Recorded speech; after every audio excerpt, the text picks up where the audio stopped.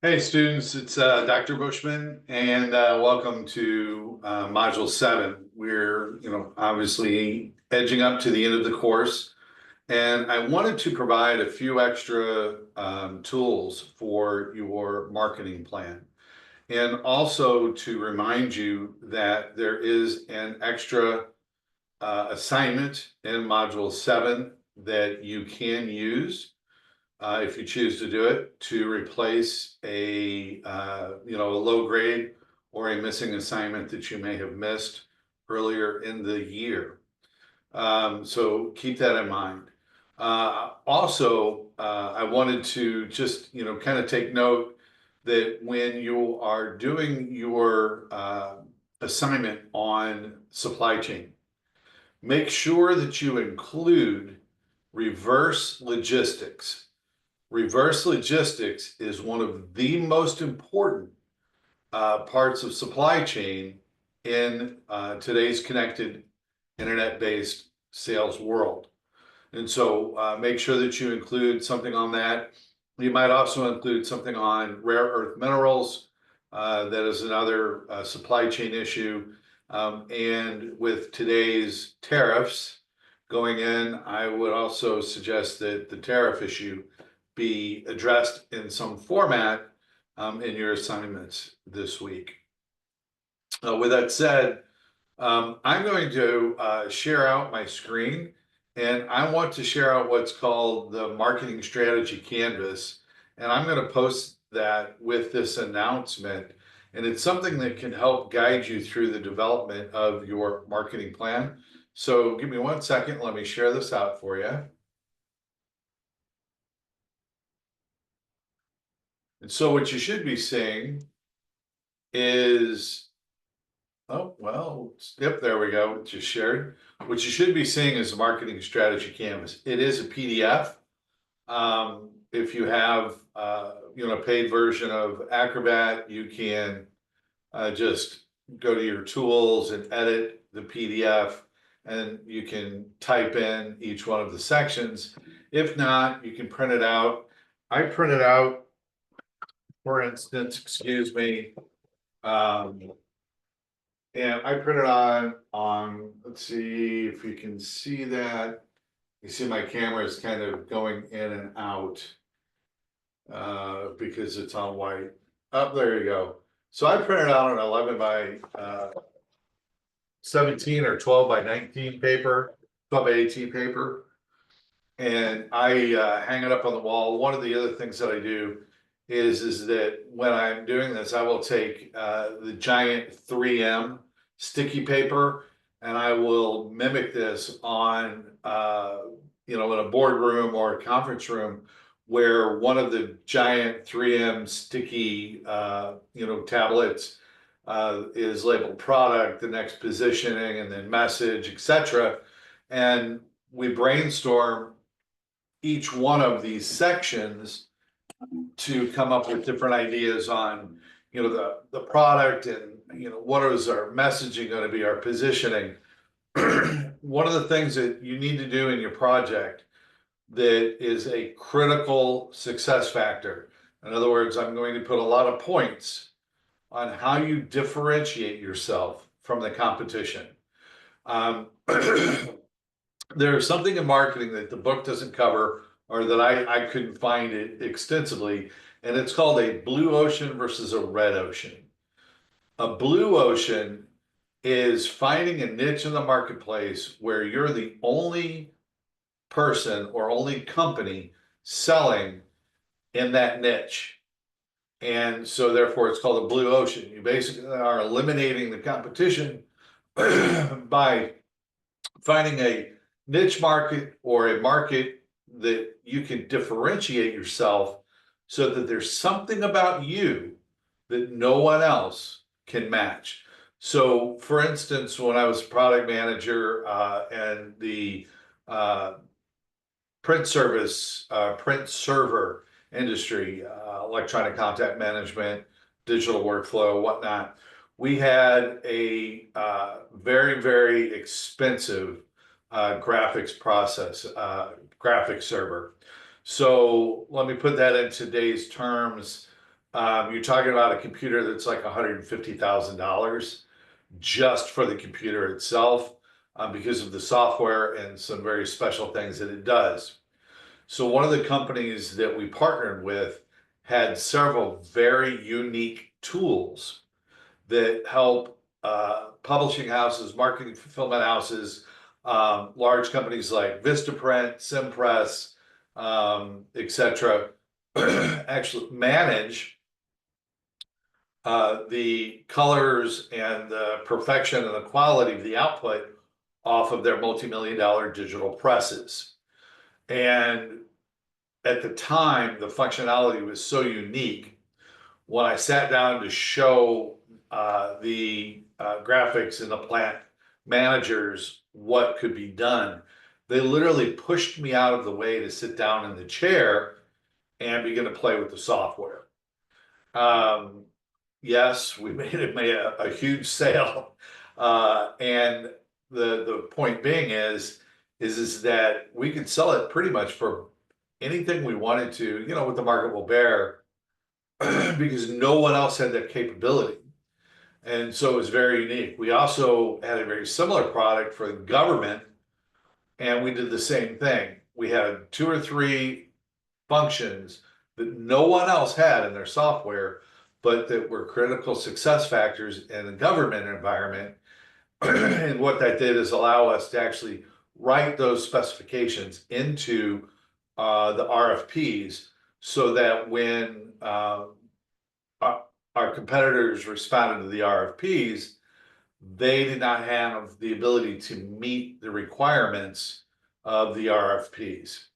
And of course, that ensured us a win and, multiple millions and millions of dollars. Matter of fact, we actually sold that particular product with a 13% higher profit margin than the average server in the industry. And so not only did we sell a lot of them, but we sold them at a higher gross margin, which simply meant the company made more money and the salespeople made a ton of money. Let's just put it this way: the first one I sold, my commission check on 1 unit was $10,400. And that's a lot of money for just selling 1 unit when it comes to, and being in sales. So I want you to make sure that you pay super close attention to the differential and the competitor's part, because how you brand yourself is going to be dependent upon how you're going to differentiate yourself and what your competitors are doing in the marketplace. And so please pay close attention to that.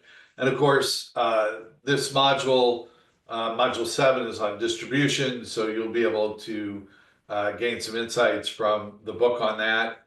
And make sure that you have every component of this marketing strategy canvas in your marketing plan. Even if it's not in the template, you need to have all of these components somewhere in your template. They will fit. So make sure to please go through this marketing strategy canvas. I'm also going to share with you, and give me a second because I'm going to stop this share, a couple of other tools. One is Porter's 5 Forces, and how to actually conduct a Porter's 5 Forces. Let me share this out with you real quick. Share. So you should be seeing a Porter's 5 Forces document. Notice, the date on it is 2014, and Porter's 5 Forces is a very standard, conventional, long-term used way it's basically an elevated SWOT, specifically for marketing. And so if you are wanting to score as high as you can on the final project, please include a Porter's 5 Forces. And then, let's see, I will also share out the website for, let me stop my share here real quick. I'll also share out the website for what a blue ocean is versus a red ocean, because you should absolutely have that discussion. And I wanted to share with you, if I could, a miniature. Um, let's see if I can find it here.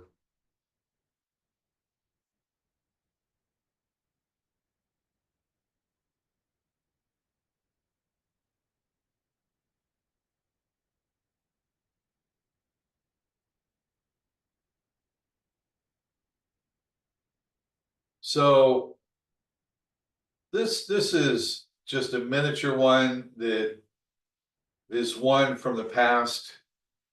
And when I was doing my master's degree in marketing, I live in the St. Petersburg area, and not that I'm in favor of consuming alcohol, especially large quantities of alcohol, because that is a serious problem. Um, the uh, University of South Florida has a massive incubator for entrepreneurs. And my professor was a consultant to that industry. And the Tampa Bay, St. Petersburg area actually is fifth in the United States for the microbrew industry. So our assignment was to create a quick, down and dirty miniature marketing plan uh, to help out a local brewery and come up with a blue ocean. And so you can kind of see the date. Well, actually, the date's not on there. But this is from 2015, so pre-COVID, and some very rudimentary. This is not like a final project. This is like we had to do this like in a week or whatever, or a 2 week time frame, and turn it in. But we put in an executive summary. I'm a huge fan of an executive summary. So this is something I'm sharing that I hope that you would actually put in. I'm also a huge fan of putting in your goals.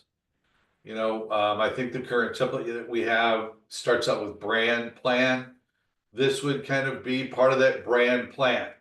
So if you, in that brand plan, you include your executive summary, your goals, personal goals. What do you want to get out of this as a marketing manager? And of course, the business goals, strategic goals, tactical goals, right? Your purpose, right? There's something called a gap dashboard. Um, please research that. You will want to have that in your plan. And then target market, pretty simple stuff, traditional SWOT. Notice that this does not have a Porter's five forces. Like I said, it was down and dirty. But here's what I wanted to share with you in regard to Blue Ocean. I also did this and actually turned in a plan that some entrepreneurs wanted to, some angel investors wanted to invest in the 3D marketing area. And I had come up with the Blue Ocean for the 3D printing market. They thought it was a terrific idea, and they were looking at throwing over some money at it. But I want to show you how this works. Oh, and by the way, just a side note, General Electric, Jack Welch, the former CEO of GE, when he revamped the company, he actually tasked their marketing department with finding blue oceans, and they created all kinds of new innovative products that made them a global leader that they are today. So what this is that this is a future value curves with blue ocean add-on. And so what we are showing in this graph is at the bottom, here are different ways that the competitors were marketing their brands. Oh, hey, we got a great price per six pack. We've got great quality. Our appearance of our brew is, terrific. It smells great. Got great taste. Is a wonderful mouthfeel. We're creating buzz around the brand. And then just its overall vibe. Kind of where do you get your vibe? But what we noticed is that no one was talking about being local fresh. There wasn't much emotional appeal when it came to building loyalty to the brand from an emotional side. It was all about vibe, buzz, mouthfeel, taste, aroma, appearance, quality, right, and price. We also noticed that they hadn't really captured the community feel. Again, being in a city where we're fifth for having the most microbrews in the United States, that community feel is really important. And then finally, 12 packs and growlers. Almost everybody was selling 6 packs, and almost no one sold 12 packs. I don't think anybody does. And there was something called a growler. And in the state of Florida, this is a large, think like an old moonshine jug. This is a large vessel, like I think 32 ounces, something like that. Maybe 60, I think a gallon, 64. No, half a gallon, 64. So it might have been about 64 ounces. I don't know. And they were only legal once a year to buy. And what the breweries were doing is they would have these crazy flavors like bacon maple and all this, waffle biscuits or whatever, chicken and biscuits beer. And they would create these, and there would literally be hundreds of people lined up. And so one of the things we wanted to do was go and lobby the Florida state government to change those laws to allow growler sales in general. And that actually happened that year. And so we felt like if we did local fresh, the green is us. We call it Gulf Coast Swag. That was our brand, Gulf Coast Swag. And we're the green line. Since no one was capturing the local fresh, having a really great emotional appeal, a community feel with their brand, and no one was doing 12 packs and growlers, we created a market in which no one else was playing. And so when we did our risk and return on our blue ocean value, our return was huge and our risk was very little because no one else was doing them. And this is how you create what's called the blue ocean. And so most people don't know, for instance, GE actually created green diesel. So GE was the first manufacturer that created green diesel running locomotives. And it just so happened that literally put GE on the map. They are the #1 locomotive manufacturer, I believe still in the world, but at that time, it catapulted them to the front of the line. What Jack Welch did is he tasked his marketing managers over the different divisions to come up with this type of a plan and innovative products that made a niche that no one else was filling. And the best 3, I think, got massive bonuses. The #1 performer happened to be the green diesel with the green locomotives. So we go through and we do our core strategies. You're going to find all this, but notice we've got a lot of really nice graphics in here. Okay. And when we talked about that risk reward, this is part of that gap analysis. One of the gap analysis, everybody is selling 6-packs. So we figured what we could do is that we would simply be able to price our 12-pack so that it's maybe 1.5 times as much as a 6-pack, but not double, and therefore maximize our return on dollar and show the customer great value. And of course, that keeps the volume up, which drives supply chain, financing, inventory turns, everything that you want to see positive in a supply chain, which you'll be learning about this week.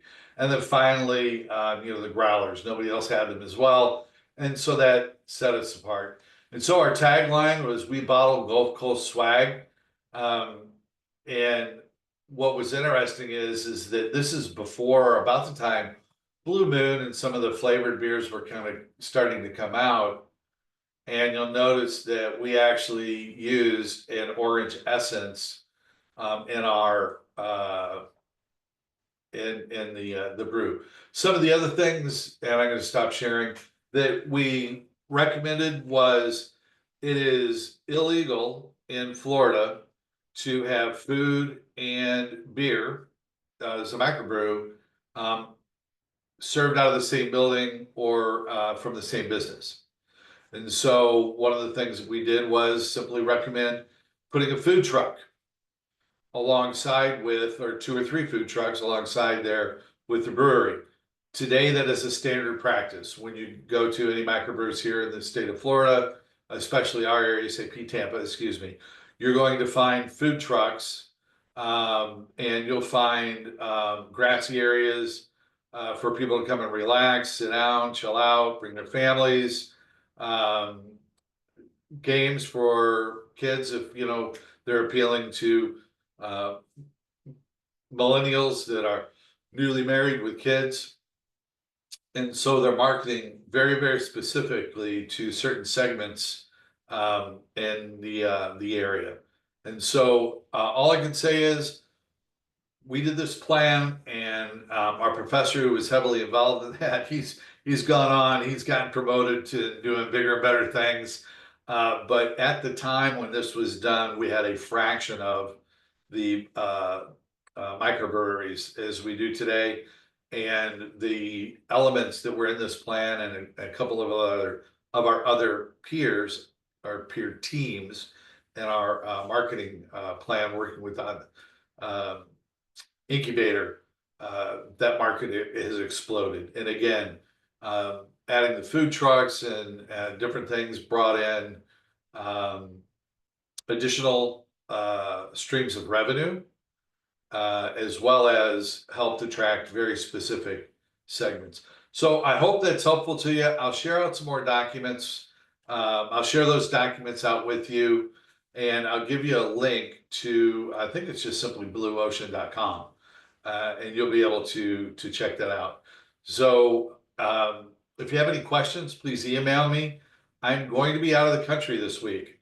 So it's important that if you do have email, know that I will probably have a delayed response. And because next week is module 8, and we'll need to make sure that we're finishing up and finalizing those projects. I'm not adverse if you want to send me your project early next week. I can take a look at it and give you some feedback on what you might want to actually add, or some direction I might be able to give you advice on how to elevate your grade on the project. I'm more than willing to do that. Just it would have to be next week, in week 8, and then you'll have an opportunity to make those final changes for the final due date. Thanks. And by the way, go Rays. Last time I had my Cardinals jersey on, but doing hometown stuff today, community feel and all that. So take care. Bye-bye.